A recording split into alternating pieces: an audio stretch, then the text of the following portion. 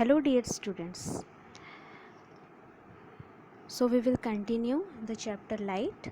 We have completed about incident ray, reflected ray and normal and the laws of reflection. Now we will continue and first we will see the formation of image by a plane mirror. So see, suppose this is a plane mirror and this one is the object. From the source of light many rays will come, but theoretically when we are using only pen and pencil, at least two incident rays you have to take for the formation of image. To draw the image we have to take at least two incident rays. So here the two incident rays are there and they are reflected. Now we have already studied about the laws of reflection. So at the point of incidence, if we will draw normal, then they are obeying the rules. And now you will see the reflected rays will not meet each other actually. So we have to stretch it behind the mirror and they will join at one point, and at that point the image is formed. So this is how an image is formed in case of plane mirror. So what are the properties of a image formed in plane mirror? So first is, image is always virtual and erect. Virtual means not real. The reflected rays are not actually meeting. And also erect means not upside down. Size of the image is equal to the size of the object. You can observe it from the picture also. Image is as far behind the mirror as the object is in front of it. Means from the mirror the distance of the object and the distance of the image will remain same. If the object is going behind the mirror, then image will also change its position according to that. Image is laterally inverted.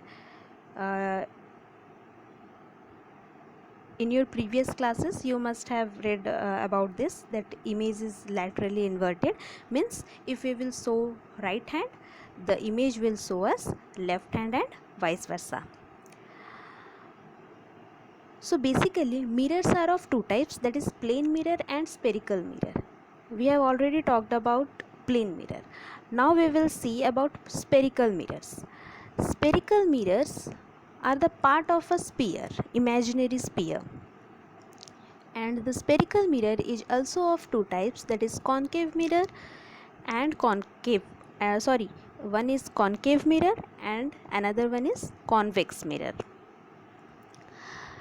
In concave mirror, the curved surface is inverse, the reflecting surface is inwards, that faces towards the center of the mirror. In convex mirror, the reflecting surface is outwards. So see here, the reflecting surface is inwards in case of concave mirror and outwards in case of convex mirror, and the two parts are the painted surface. Let us see some terminology related to the mirrors. Suppose this is a concave mirror and this one, the denoted letter mn denotes the aperture or the distance of the mirror. In convex mirror also mn represents aperture. The center of the mirror is denoted by the letter P and is known as pole. So pole is the center of reflecting surface lying on the mirror.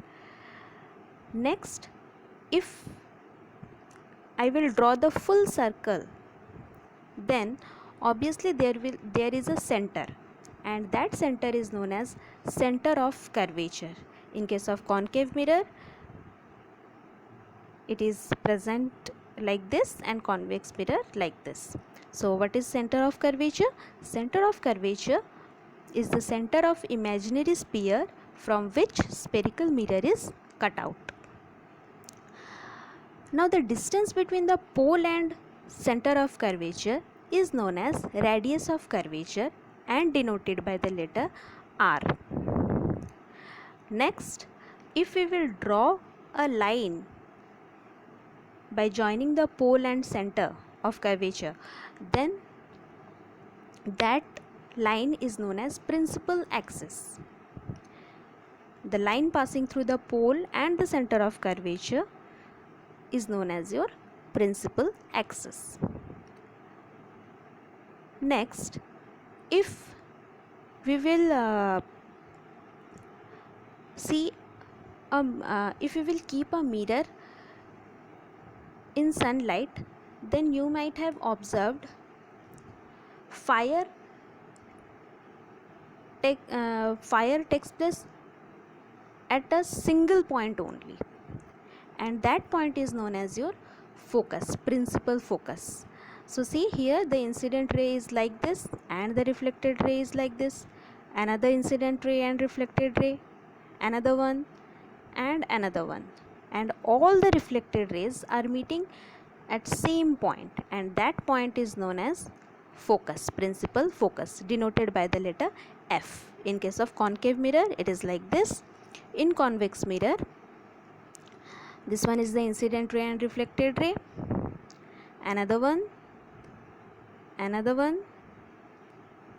this one, and in convex mirror we have to it is appear to be meeting, so the focus will be behind the mirror, denoted by the letter F.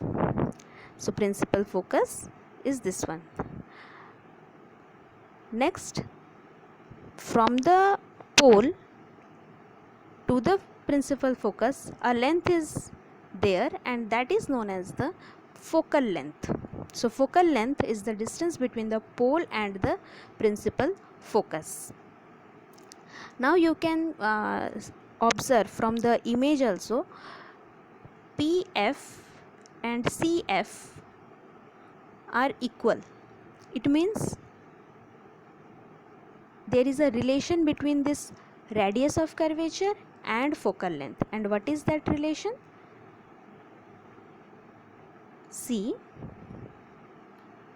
the relation is F equals to R by 2, or R equals to 2F, means radius of curvature is twice the focal length. So this is a very common and simple formula you have to remember. If you have next, we will continue in our next classes. If you have any doubt, then please let me know. Thank you everyone. Take care.